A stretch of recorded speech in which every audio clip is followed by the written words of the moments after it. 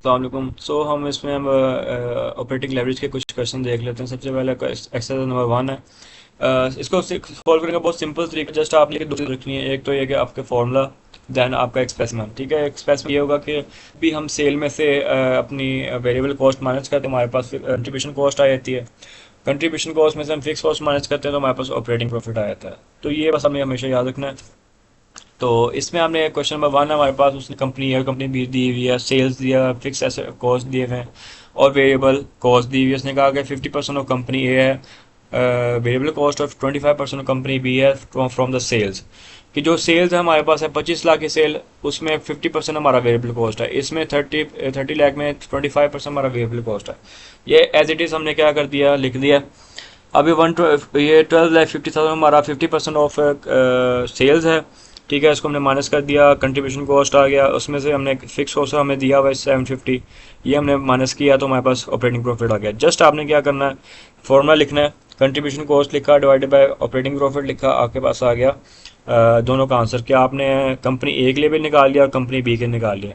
बाकी कमेंट्स में आप इसको देख सकते हैं, कमेंट जैसे लिखा हुआ है इसी तरीके से आप इसको एज इट इज़ उठा के लिख सकते हैं कि जिसका हायर होगा उसका आपने ऐसे लिख देना कि operating leverage for B company is higher than A company, B has a higher degree of operating risk. ठीक है, उनका रिस्क जो है हायर है, जिसका भी ज़्यादा ऑपरेटिंग लेवरेज जो अगर ऊपर को शिफ्ट हो रहा है, ठीक है, पॉजिटिव में जा रहा है, इंक्रीज हो रहा है, तो इसका मतलब है उसका जो ऑपरेटिंग रिस्क है वो हायर होगा। ठीक है, तो टेंडेंसी ऑफ ऑपरेटिंग प्रॉफिट में proportionality with sales is higher for B company as compare to A company. इसी तरह आपने उसकी कमेंट्स लिख देने अगर कहा जाए। ठीक है, ये हमारा क्वेश्चन 1 था। क्वेश्चन नंबर 2 में हम फाइनेंशियल एवरेज को देख लेते हैं। फाइनेंशियल एवरेज में हमारे पास एस में क्वेश्चन दिया हुआ है, company has following capital structure. उसने इक्विटी शेयर कैपिटल दे दिया है 10% प्रॉफिट, प्रेफरेंस शेयर कैपिटल का उसने दे दिया कि प्रेफरेंस शेयर कैपिटल के ऊपर 10% है, और डिबेंचर के ऊपर हमारे पास है 125%।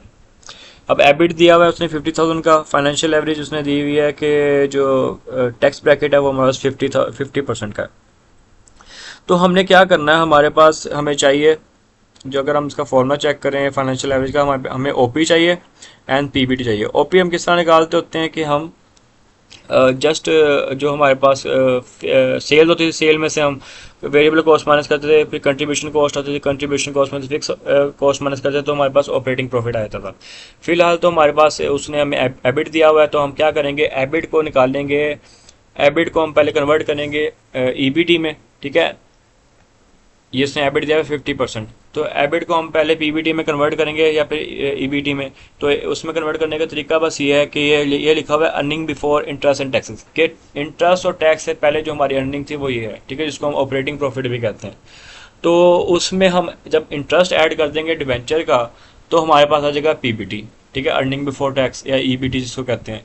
तो जस्ट आगे से उसने जो कैलकुलेशन की हुई है वो उसने ऐसी ही कैलकुलेशन कर दी है। तो आपने बस इतनी कैलकुलेशन करने के बाद जस्ट ये करना है कि जो ऑपरेटिंग प्रॉफिट होगा 50,000 उसको डिवाइड कर देना पीबीटी के साथ, तो आपके पास आ जाना है फाइनेंशियल लेवरेज।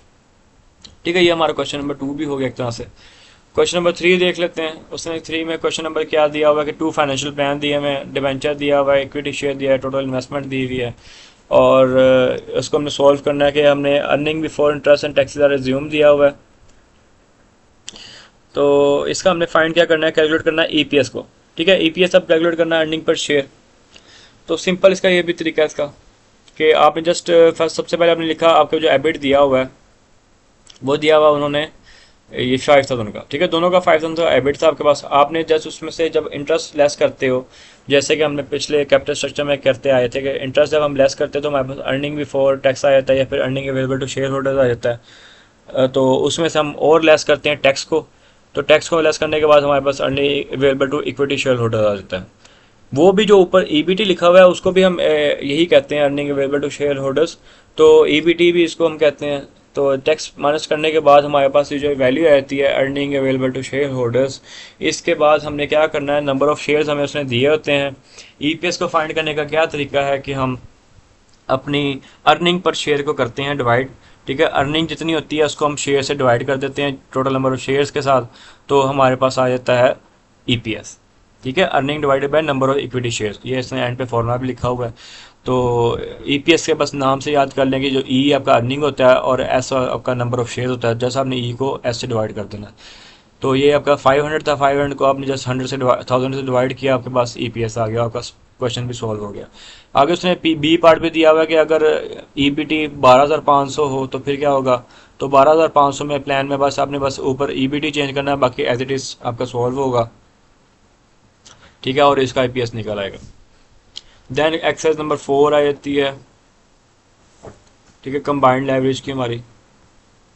उसने क्या किया हुआ है, कहता है कि कमार एक कंपनी है sale of 25 lakh, variable cost उसने 12 लाख दी हुई है, 50,000 फिक्स कॉस्ट दी हुई है 50,000 उसने, और डेट भी दिया हुआ है 12,04,000 का 8% इंटरेस्ट रेट के ऊपर। कंबाइंड लेवरेज फाइंड करनी है। अब कंबाइंड लेवरेज का फॉर्मूला क्या है कि आप ऑपरेटिंग लेवरेज को मल्टीप्लाई कर दो विद क्या कहते हैं उसको, फाइनेंशियल लेवरेज के साथ, तो आपका कंबाइंड लेवरेज आ जाता है। तो अगर आप यहाँ पे इसका फॉर्मूला चेक करें तो उन्होंने इसको ज़रा सा वो किया हुआ है, सिंप्लीफाई किया हुआ उसको, कि जो ओपी है ओपी से कट हो जाता है जैसे हम मैथ में करते होते हैं, तो हमारे पास पीछे क्या बचता है, कंट्रीब्यूशन कॉस्ट और पीबीटी। ठीक है, कंट्रीब्यूशन कॉस्ट कैसे निकालते हैं हम क्या करते हैं कि हम सेल में से माइनस करते हैं अपने वेरिएबल कॉस्ट को, तो हमारे पास कंट्रीब्यूशन कॉस्ट आती है। पीबीटी कैसे निकालते हैं, प्रॉफिट एबिट में से हम क्या करते हैं, इंटरेस्ट को हम ऐड करते हैं, तो हमारे पास पीबीटी आता है। अब हम देखते हैं क्वेश्चन में क्या क्या गिवन है। ठीक है, क्वेश्चन में उसने हमें सेल्स दी हुई थी 25 लाख की, ठीक है, उसमें से हमने अपना वेरिएबल कॉस्ट लेस किया तो कंट्रीब्यूशन कॉस्ट आ जाएगी। कंट्रीब्यूशन कॉस्ट के बाद हमने क्या किया, लेस फिक्स कॉस्ट, तो हमारे पास ऑपरेटिंग प्रॉफिट आ जाएगा। तो ऑपरेटिंग लेवरेज, जो कंबाइंड लेवरेज का फॉर्मूला है ये है कि ऑपरेटिंग लेवरेज को अपने फिक्स फाइनेंशियल लेवरेज से मल्टीप्लाई कर देना है।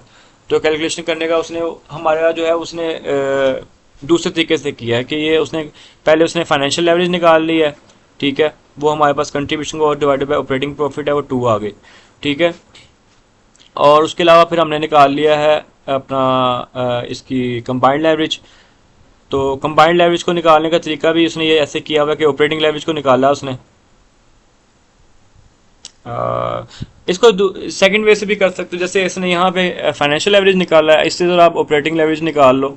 ठीक है, ऑपरेटिंग लेवरेज का क्या फॉर्मूला होता है कि आप कंट्रीब्यूशन कॉस्ट को आप जो है वो डिवाइड करते हो, सॉरी, ऑपरेटिंग लेवरेज का होता है कंट्रीब्यूशन से डिवाइड करते हो ऑपरेटिंग प्रॉफिट के साथ, हाँ जस्ट।